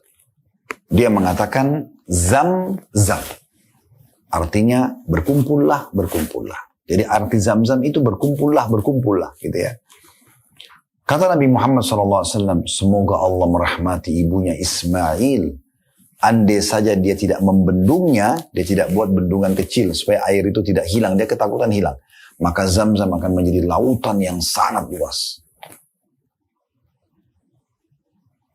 Dan ada sebuah pelajaran penting teman-teman sekalian dari pengorbanan Hajar ini. Karena dia mau menerima perintah Allah pada suaminya. Dan dia mau tinggal di situ sama anaknya. Ya. Dan begitulah kehidupan kita teman-teman sekalian. Yang penting Anda bangun di atas fondasi keyakinan. Ya. Jalani saja. Selama Anda benar, Anda yakin ada Tuhan Anda sudah coba berusaha, maka yakin janji Allah tidak akan salah. Itu yang terjadi pada Hajar alaihissalam. Akhirnya Allah berikan dia jalan keluar. Dan untuk ya, membalas pengorbanan Hajar, Allah jadikan sa'i jalan antara Safa dan Marwah mencari air sebagai rangkaian ibadah haji. Apa maknanya? Semenjak disyariatkan, nanti kita akan pelajari kapan disyariatkan ibadah haji ya. Setelah Ismail besar ketemu dengan Ibrahim, nanti akan ada susunannya sampai terjadi perintah ibadah haji itu. Maka semua orang yang sa'i antara Safa dan Marwah, Hajar panen pahalanya. Ini pesan spiritual yang luar biasa. Karena dialah ya sampai sa'i disyariatkan. Jadi kalau ada kesempatan berkorban, jangan Allah berkorban teman-teman sekalian. Berkorban untuk dakwah, berkorban untuk agama ini. Berkorban di jalan Allah subhanahu wa ta'ala. Allah akan berkahi. Wakafkan tanah, bangun masjid, bantu pesantren. Itu akan Allah berkahi. Anda akan mendapatkan panen pahala dari sana. Ya, sebarkan ilmu. Apa saja Anda bisa lakukan. Baik, selanjutnya. Ditemukanlah akhirnya mata air Zam-Zam, Bapak Ibu sekalian, pada saat itu. Dan Hajar mulai tenang. Ternyata ada air sekarang.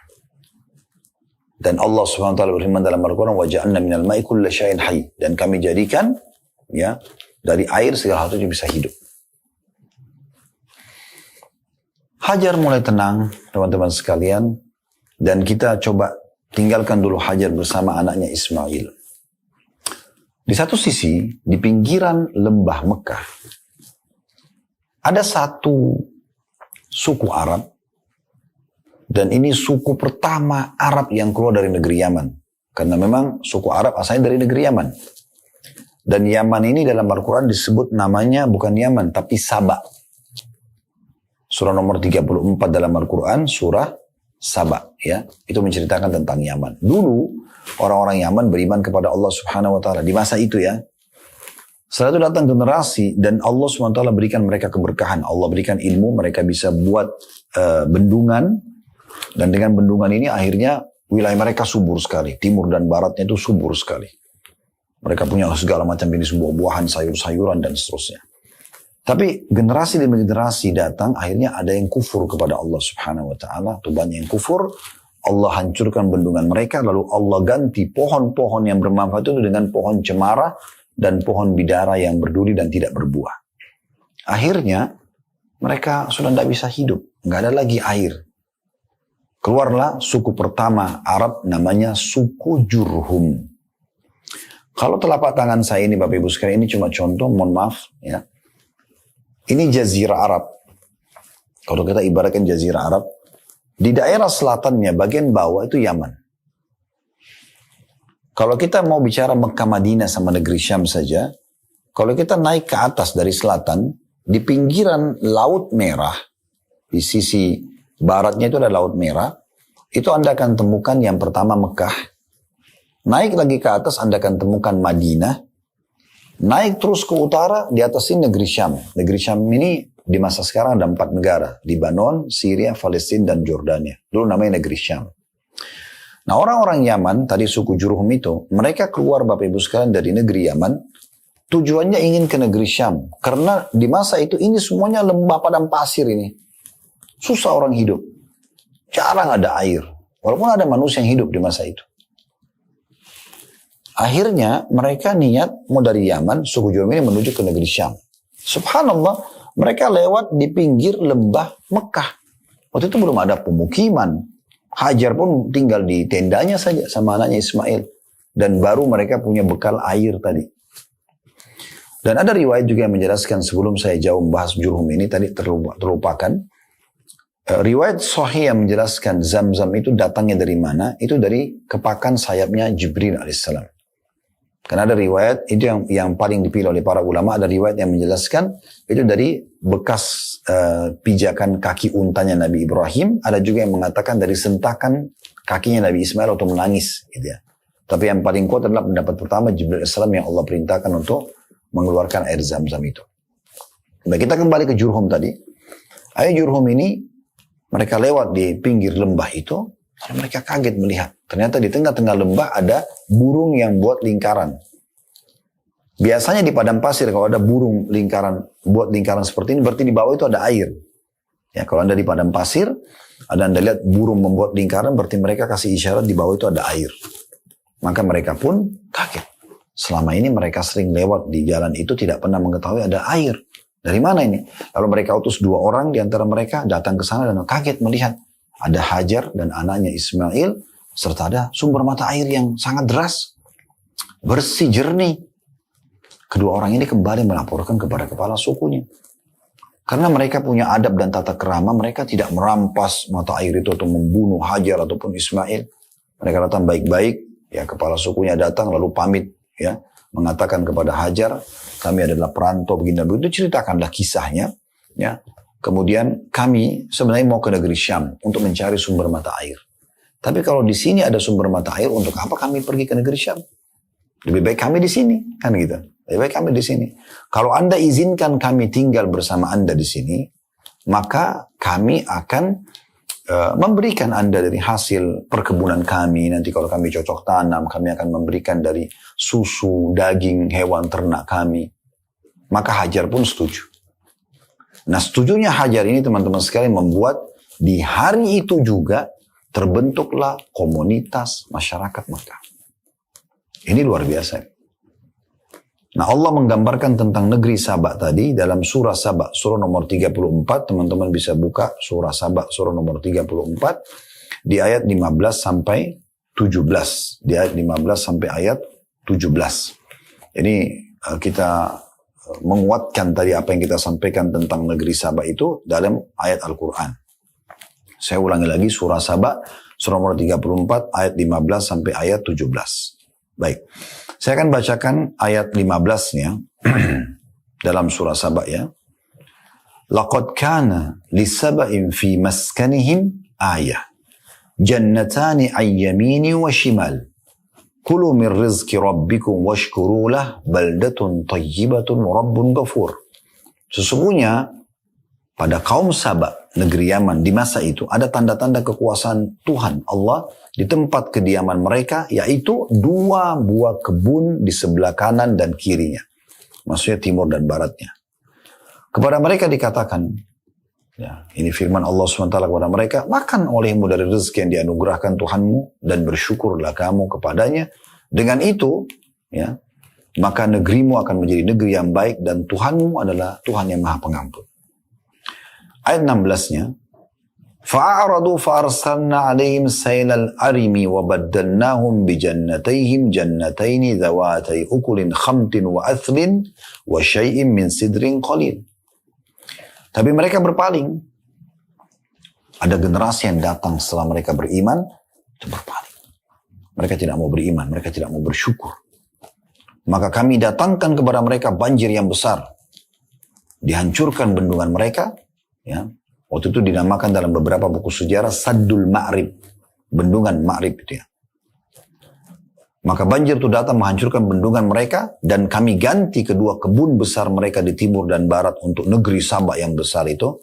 Ya, 2 kebun yang ditumbuhi pohon-pohon yang berbuah pahit. Ya, pohon cemara. Ya, dan juga pohon sidir. Sidir ini dalam beberapa terjemahan tafsir atau dalam tafsir disebutkan pohon asl itu adalah pohon cemara ya, yang sehingga cuma bisa bernaung tapi tidak bisa diambil manfaat darinya, tidak ada buahnya dan seterusnya ya, yang bisa diambil manfaatnya. Dan pohon sidir ini yang ditumbuhkan oleh Allah SWT biasanya ada buahnya, ini tidak ada buahnya tapi berduri saja. Ayat 17-nya Allah mengatakan dzalika jazainahum bima kafaru wa hal nujazi illal kafur. Demikian kami memberi balasan kepada mereka, kami hancurkan bendungan mereka, kami ganti buah-buahan dan nikmat yang ada pada mereka dengan hal-hal yang tidak ada manfaat, tidak bermanfaat bagi mereka karena kekufuran mereka. Dan kami tidak menjatuhkan azab yang demikian melainkan hanya kepada orang-orang yang kafir saja. Orang-orang yang kafir saja. Nah, ini tentang cerita penduduk Saba di dalam Al-Quran. Nah, teman-teman sekalian, kita akan tutup pertemuan kita dengan ini tentunya karena saya bilang tadi kita di poin A tentang sejarah air Zam-Zam. Semua panjang lebar ini tentang kisah air Zam-Zam gitu kan. Tapi saya ingin Bapak Ibu betul-betul mengetahui lengkap ceritanya. Saya bisa mengatakan Nabi Ibrahim mendatang lalu kemudian meletakkan Hajar dan Ismail lalu kemudian mulailah cerita Zam-Zam saja. Tapi dengan ini tadi Anda tahu Nabi Ibrahim alaihissalam siapa, sedikit sekelumit kisahnya. Kemudian perjuangan Hajar dan bagaimana kisah Hajar masuk dalam kehidupan Nabi Ibrahim AS.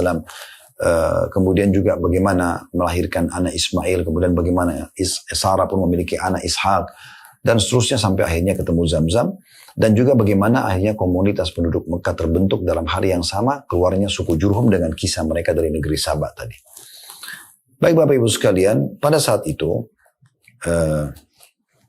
mulailah kehidupan terbentuk di Mekah. Mereka bangun, buat rumah, masih setahan dari tanah liat, dari batu-batu yang ada. Mulailah mereka hidup dari air Zam-Zam, bercocok tanam. Mereka menghidupkan ternak mereka, gitu kan.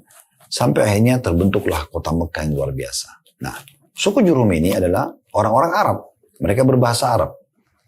Nabi Ismail AS tumbuh besar di lingkungan mereka. Akhirnya Nabi Ismail pun berbahasa Arab. Keluarlah istilah kata ahli sejarah dengan Arab musta'ribah. Atau Arab yang orang Arab yang atau orang non Arab yang terarabkan, seperti itulah. Kenapa? Karena menggunakan bahasa Arab atau menikah dengan orang Arab. Nah ini bisa dikatakan turunan Arab. Seperti itu kurang lebih dalam sejarah dikatakan. Ya, kita bisa tahu misalnya Mesir itu bukan negara Arab awalnya. Ya, mereka suku Kipti. Kapan mereka seperti sekarang statusnya negara Arab, termasuk dalamnya Mesir? Karena mereka menggunakan bahasa Arab untuk bahasa negara mereka. Dan mereka berbaur dan menikah dengan orang-orang Arab yang keluar dari kota Madinah di masa Umar bin Khattab radhiyallahu anhu. Di tahun 20 Hijriah, Umar bin Khattab mengutus Amr bin As radhiyallahu anhu untuk membebaskan Mesir dari kekufuran. Setelah orang Muslim menguasainya dan pasukan Muslim masuk berbaur menikah dengan penduduk setempat, maka berubahlah Mesir menjadi negara Arab. Begitu seterusnya. Makanya sekarang kan banyak seperti Tunis, Jazair, Maroko, ini dulu bukan negara Arab, mereka suku barbar. Kemudian menikah dengan kaum muslim pada saat kaum muslim mengekspansi Islam ke sana, mereka berubah jadi negara Arab. Kita tahu sekarang ada Sudan, mereka berkulit hitam, ya. Ada Somalia, mereka tuh masuk dalam kategori negara Arab karena menggunakan bahasa Arab di negara mereka. Seperti itu kurang lebih. Yang jelas Bapak Ibu sekalian, Ibrahim alaihissalam, Ismail alaihissalam akhirnya tumbuh besar dan berbahasa Arab, dan situlah keluar istilah Arab musta'ribah. Kemudian Ismail pun menikah dengan, setelah dewasa menikah dengan anak kepala suku Jurhum. Setelah menikah berjalan rumah tangga mereka, Nabi Ismail alaihissalam ini punya hobi kesukaan itu untuk berburu. Pada saat dia lagi pergi berburu, setelah menikah beberapa waktu, di saat itulah pertama kali Allah subhanahu wa ta'ala mengizinkan Ibrahim alaihissalam untuk datang mengunjungi istrinya Hajar dan anaknya Ismail setelah ditinggalkan sekian tahun. Bayangkan dari Ismail masih bayi sampai Ismail sudah menikah. Ya Allah wa'alam waktu itu saya tidak temukan referensi, bagi saya sebatas ilmu saya Bapak Ibu sekalian ya, berapa umur Ismail pada saat menikah. Ya, tapi yang jelas Ismail alaihissalam setelah menikah, akhirnya ayahnya Ibrahim diizinkan untuk datang dan mengunjungi Hajar istrinya dan juga anaknya Ismail. Tapi Ismail kebetulan lagi pergi berburu. Di masa itu orang kalau berburu 2-3 bulan, 4 bulan baru kembali. Nabi Ibrahim alaihissalam pergi mengunjungi rumah Ismail dan kemudian karena masa itu tidak ada foto, orang tidak tahu wajah orang. Kalau sekarang kan kita bisa kenal siapapun seluruh dunia dengan mendatangkan fotonya atau videonya, kita jadi kenal, oh ternyata mukanya orang ini seperti ini. Di masa itu tidak ada. Maka berkatalah Ibrahim alaihissalam untuk datang ke rumah Ismail, bagaimana kehidupan kalian? Kemana suamimu? Istrinya mengatakan lagi berburu. Ya, kemudian ditanya bagaimana kehidupan kalian? Istrinya Ismail ini menyampaikan keluh kesah banyak sekali. Susahlah inilah. Intinya tidak bersyukur kepada Allah subhanahu wa ta'ala. Maka setelah mendengar itu kata Ibrahim alaihissalam, nanti kalau suamimu kembali yang Ismail, sampaikan ada seseorang tamu yang datang bernama Ibrahim dan sampaikan agar dia mengganti tiang pintu rumahnya. Maka Ibrahim alaihissalam pun duduk beberapa waktu bersama Hajar, namun karena Ismail belum kembali dan Allah subhanahu wa ta'ala perintahkan agar Nabi Ibrahim kembali ke negeri Syam, kembalilah dia. Tak lama kemudian Ismail balik dari berburu, setelah ketemu ibunya Hajar dan disampaikan kalau ternyata ada ayahnya Ibrahim datang segala macam. Dia pun gembira tapi sedih juga satu sisi karena belum ketemu, ya, dari bayi belum ketemu. Lalu kemudian dia pun pulang ke rumah, lalu dia tanya istrinya, apakah ada tamu datang? Kata istrinya, iya ada. Siapa namanya? Seorang yang bernama Ibrahim. Apa pesannya? Pesannya agar engkau mengganti tiang pintu rumahmu. Maka Ismail pun mengatakan itu adalah ayahku Ibrahim, dia seorang Nabi Allah dan dia memerintahkan aku untuk menceraikanmu. Maka Ismail pun menceraikan istrinya. Kemudian Ismail menikah lagi dengan salah satu dari keturunan, ya, dari anak suku, anak juga terkenal di situ, anak suku yang lain, gitu ya. Menikahlah dia dengan istri yang kedua ini, dan Ibrahim alaihissalam pada saat itu mendapatkan perintah lagi, ya, yang kedua kalinya untuk datang mengunjungi Hajar dan Ismail. Pergilah ke Mekah. Subhanallah, Ismail baru menikah dengan istri keduanya ini, dan dia pun pergi berburu lagi di waktu yang bersamaan. Ibrahim datang Setelah mengunjungi istrinya Hajar, dia datang ke rumah anaknya Ismail, tanya istrinya, mana suamimu? Lagi pergi berburu. Bagaimana kehidupan kalian? Maka istrinya mengatakan, kehidupan kami alhamdulillah cukup, semua syukur. Ya, menandakan wanita ini baik. Maka kata Ibrahim alaihissalam, nanti kalau suami pulang, sampaikan kalau ada tamu bernama Ibrahim, dan sampaikan agar dia mempertahankan tiang pintu rumahnya. Gak lama kemudian, takdir Allah subhanahu wa ta'ala menentukan seperti itu, Ismail balik dan Ibrahim masih ada di Mekah. Dia pulang ke rumahnya, lalu dia tanya istrinya, ada yang datang? Ada. Seorang namanya Ibrahim. Apa pesannya? Pesannya agar engkau mempertahankan tiang pintu rumahmu. Maka kata Ismail, itu adalah ayahku Ibrahim, dia seorang nabi, dan dia memerintahkan aku untuk mempertahankan rumah tangga denganmu. Selesai itu, Ismail langsung segera menuju ke rumah ibunya, Hajar, bertemu dengan Ibrahim, ayahnya pertama kali. Setelah melepaskan rindu, bercerita panjang lebar, berbicara tentang syariat Allah subhanahu wa ta'ala. Baru hari pertama. Malamnya, Nabi Ibrahim AS tidur. Subhanallah, takdirnya Allah, Nabi Ibrahim mimpi melihat anaknya disembelih. Ismail ini. Baru ketemu, baru lepaskan rindu. Mimpi melihat menyembelih anaknya. Dan mimpi para nabi-nabi benar, wahyu. Ya, beda dengan mimpi kita ya. Kalau mimpi nabi-nabi itu pasti wahyu. Nah, seperti itu. Maka pada saat itu Bapak Ibu sekalian, Ibrahim pun akhirnya bingung, harus bagaimana nih. Tapi ini wahyu. Dia segera memanggil Ismail lalu menceritakan. Bagaimana anakku? Aku melihat dalam mimpi aku menyembelihmu. Maka di luar prediksi, Nabi Ismail lalu mengatakan, wahai ayahku, lakukan apa yang diperintahkan kepada Anda. Dan Anda akan menemukan saya termasuk orang-orang yang sabar.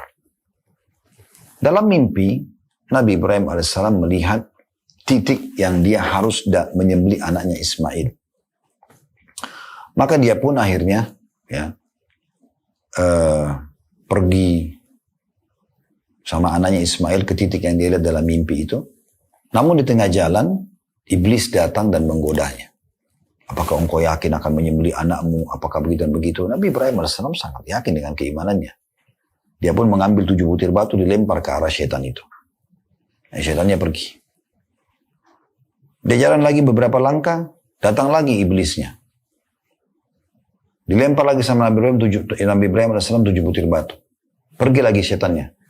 Melangkah lagi langkah ketiga, di beberapa jarak dari situ, datang lagi iblis. Dilempar lagi oleh batu. Dengan batu oleh Nabi Ibrahim AS, akhirnya tidak datang lagi. Sampai Nabi Ibrahim sampai ke titik yang akan disembelih. Pada saat dua-duanya sudah pasrah, Nabi Ismail sudah ditidurkan di atas batu, Nabi Ibrahim AS sudah mengangkat pedang akan menyembelih. Di saat itu Allah SWT datangkan Jibril AS yang menahan pedangnya Nabi Ibrahim dan menyampaikan, engkau telah membenarkan mimpi, wahai Ibrahim. Maka pada saat itu digantikanlah Ismail dengan hewan sembelihan yang besar. Maksudnya di sini domba. Coba kita lihat teman-teman sekalian kisah ini dalam surah Saffat, surah nomor 37 dalam Al-Quran. Surah Saffat ayat 102 sampai 111. Ya. 102 sampai 111. Ya. Dan insya Allah pertemuan kita tutup dengan ini ya. Sekali lagi surah Saffat, surah nomor 37 ayat 102 sampai 111. Bunyinya, di 102-nya, Falamma balaga ma'ahu as-sa'ya qala ya bunayya inni ara fil manami anni adbahuka fandur madha tara. Qala ya abati if'al ma tu'mar satajiduni insyaallah minas sabirin. Maka tak kala anak itu sampai pada umur sanggup berusaha bersama-sama Ibrahim. Maksudnya sudah ketemu, sudah dewasa. Ibrahim berkata di hari pertama ketemu sama anaknya, hai anakku, sesungguhnya aku melihat dalam mimpi bahwasanya aku menyembelihmu. Maka coba fikirkan bagaimana pendapatmu. Berikan aku pendapat. Ini tadi yang saya bilang di luar prediksi. Nabi Ibrahim ternyata anaknya Ismail menjawab ini. Ismail menjawab, hai bapakku. Dan ini ingat ya, digunakan lagi istilah abati. Wahai ayahku sayang. Kerjakanlah apa yang diperintahkan kepada anda atau kepadamu. Insya Allah kamu akan mendapatiku termasuk orang-orang yang sabar. Ayat 103-nya. Falamma aslama wa tallahu lil jabin. Tak kala keduanya telah berserah diri dan Ibrahim membaringkan anaknya atas pelipisnya. Nyatalah kesabaran keduanya pada saat itu. 104-nya, ayat 104. Wa nadainahu ayya Ibrahim. Dan kami seru Ibrahim panggil pada saat itu, hai Ibrahim. Qad saddaqta ru'ya inna kadzalika najzil muhsinin. Sungguhnya kamu telah membenarkan mimpi itu. Sesungguhnya demikianlah kami memberi balasan kepada orang-orang yang berbuat baik. Ayat 106-nya, inna hadza lahuwal bala'ul mubin. Sungguhnya ini benar-benar suatu ujian yang nyata. Karena memang dia harus ikuti mimpinya dan menyembelih anaknya bukan main-main. Ayat 107. Wa fadainahu bidhibhin azim, dan kami tebus anak itu Ismail dengan seekor sembelihan yang besar. 108-nya. Wa tarakna alaihi fil akhirin, dan kami abadikan untuk Ibrahim pujian yang baik di kalangan orang-orang yang datang kemudian. 109-nya salamun ala Ibrahim. Kesejahteraan dilimpahkan atas Ibrahim. 110-nya kadzalika najzil muhsinin, begitulah kami membalas orang-orang yang berbuat baik. 111-nya innahu min ibadinal mu'minin. Begitulah ya hamba dia termasuk hamba-hamba kami yang beriman. Nah, akhirnya pada saat itu ya tidak jadi disembelih Ismail alaihissalam dan Allah ganti dengan sembelihan. Dan nanti insyaallah ke depannya kita akan lanjutkan di poin ya setelah membahas panjang lebar kisah sejarah Zamzam dan juga pertemuan antara Ibrahim dan Ismail alaihissalam dan setelah tidak jadinya disembelih, dan nanti akan kita lihat dari keluarga yang berkah inilah, keluarga mulia inilah, ada sa'i tadi dari Hajar alaihissalam, ada air Zamzam yang akhirnya seluruh dunia minum sekarang Zamzam, dan nama Zamzam keluar dari lisan Hajar.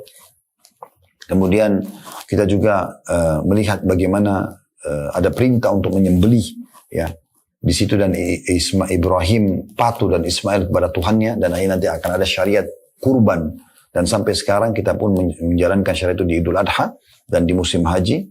Kemudian juga ada nanti hukum atau syariat dalam haji itu jumroh, melontar setan ya di 3 titik tadi yang Nabi Ibrahim melempar. Nanti akan kita jelaskan di pertemuan akan datang insyaallah tentang masalah kisah pembangunan Ka'bah serta juga perintah haji. Itu akan kita bahas insyaallah di pertemuan akan datang.